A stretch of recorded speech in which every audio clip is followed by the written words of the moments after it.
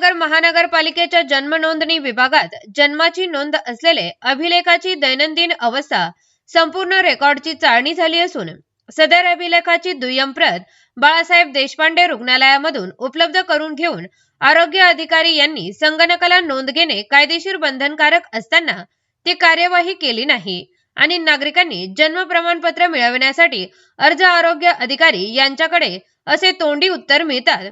सदरची नोंद नाही, तुम्ही तहसीलदाराकडून आदेशानं चूक जन्मदिन विभागाची आणि शिक्षा नागरिकांना सदर प्रकरणाला आरोग्य अधिकारी यांच्या विरोधात महानगरपालिका आयुक्त श्री यशवंत डांगे हे आरोग्य अधिकाऱ्याच्या विरोधात कारवाई करणार का, या संदर्भात नागरिकांना नाहक त्रास सहन करावा लागतोय।